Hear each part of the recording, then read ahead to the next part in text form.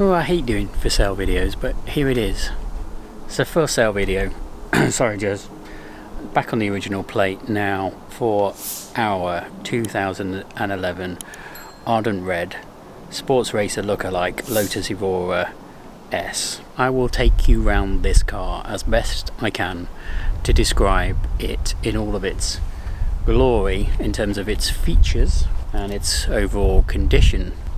It is a 2011. It's the, I guess, Gen 1, would you call it? The Revision 1, the first styling of the Evora before the later 400s. It's the S version, so it still comes, they all do, with the 3.5 litre Toyota derived Toyota Camry V6. Being the S, it's supercharged. You can have a look at the engine. Here's the key. There are two keys with it. There's a little folder with all of the bills. It also featured in Absolute Lotus magazine by the previous owner. Excuse my tut in the boot, but the engine cover is under here. Two clips. Bum bum bum. Oh, by the way, yeah, I double clicked the bottom button to pop the boot, in case you're wondering. Two clips to remove the engine cover, and underneath there you can see the supercharger. So being the S version, you get a nice diffuser here.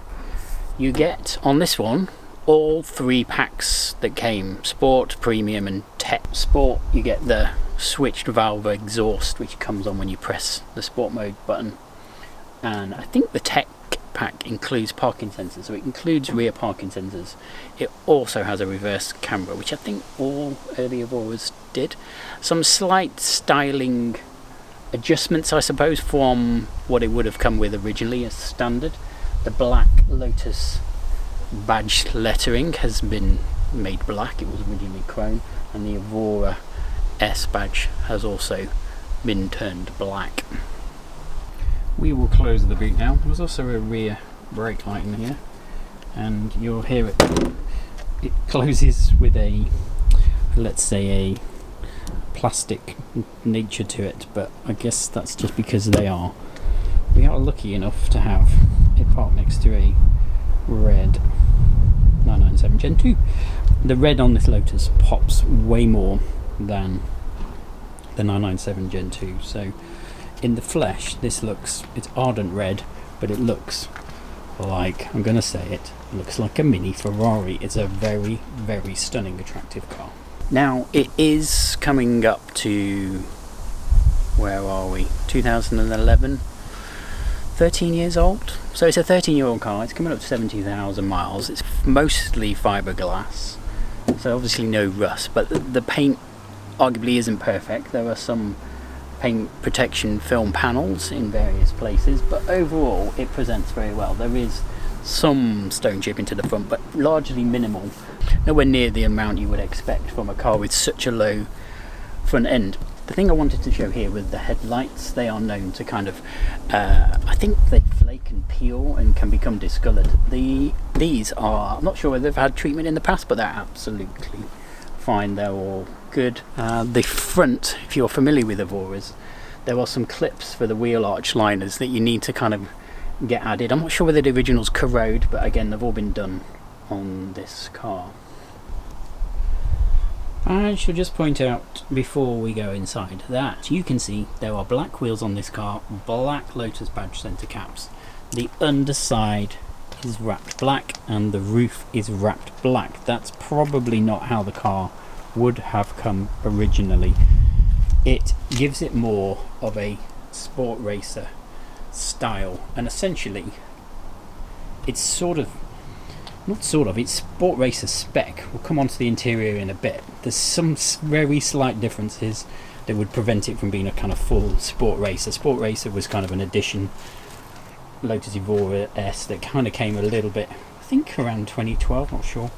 But you get normally get black wheels, black roof, black skirts at the bottom, Union Jack flag decals there, which have been added.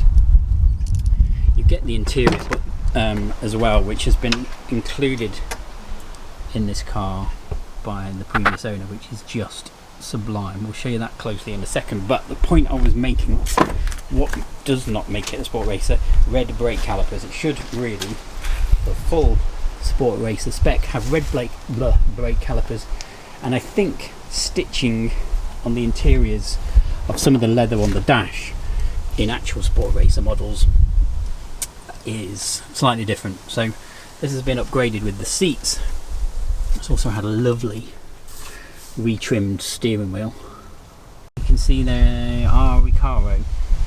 They're black with red piping and red stitched Lotus badge in the headrest. The thing I like most about these seats are they're the perfect combination. I think they're like Alcantara, some kind of more grippy fabric in the middle where you need it. So you've still got the nice big bolster support to keep you in your seat, but you've got the grippy bit where you need it, so you don't sort of slide around. These are extremely comfortable and very, very good at making you feel a part of the vehicle. They also enhance the vehicle interior massively. The carpet does need a little bit of a hoover, but it's got red floor mats in the front. There you go.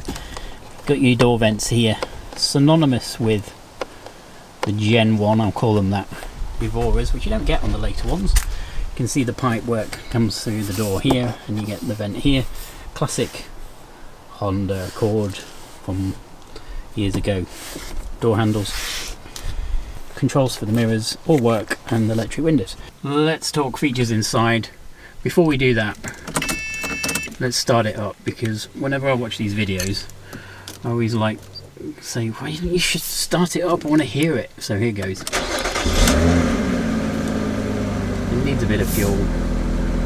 So all the lights have gone out, the door is obviously open, handbrake is on, and we need a bit of fuel. But there we go, we've started it.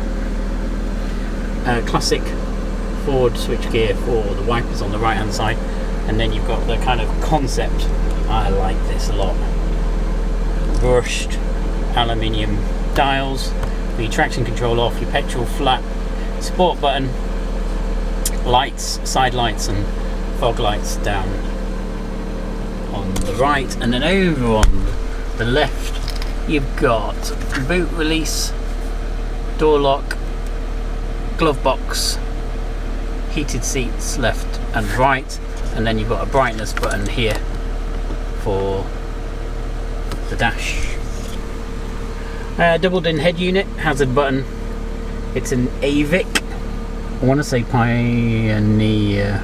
It does come with CarPlay, so there's a lead dangling around somewhere, so you can plug your phone in and get CarPlay. It has been upgraded with the silver gear knob. Get rid of the old, people used to call them Acorn version, I'm not sure, can't remember. And then you've got your heater controls here, which work very well. Full blast for the front windscreen, heated rear screen, aircon, etc. Proper manual handbrake, and an armrest.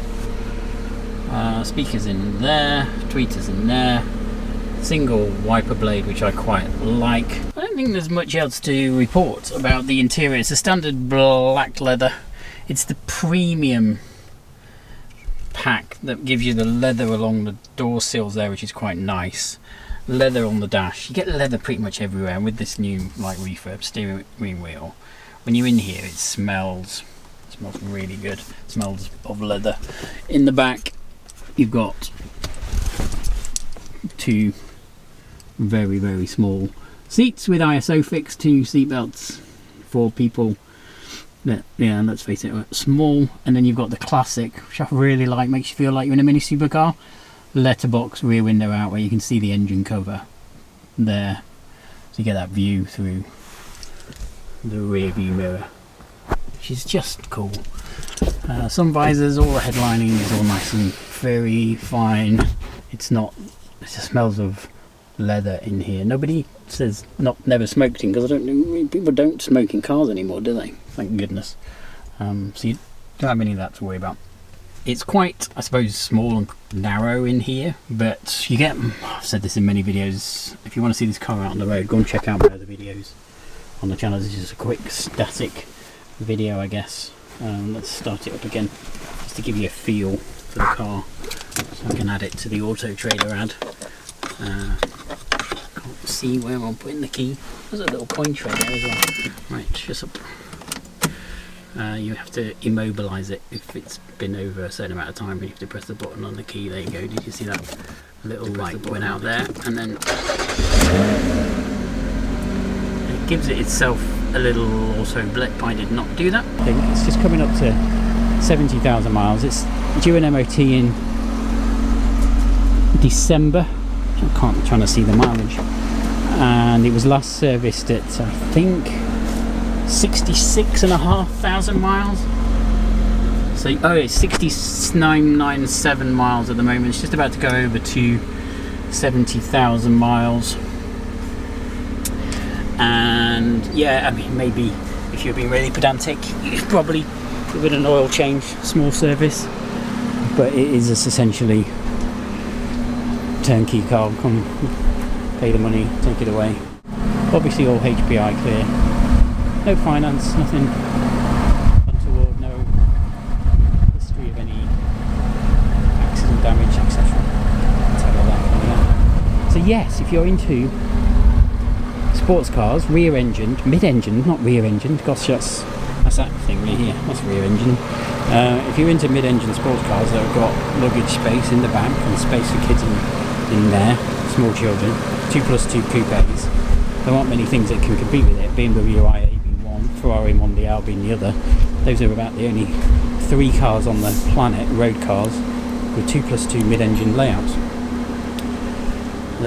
You're getting a Lotus that's been well engineered, well designed, drives sublimely, and goes like stink for, and looks like a McLaren mixed with a Ferrari for pocket change, really. Let's be honest. Why would you not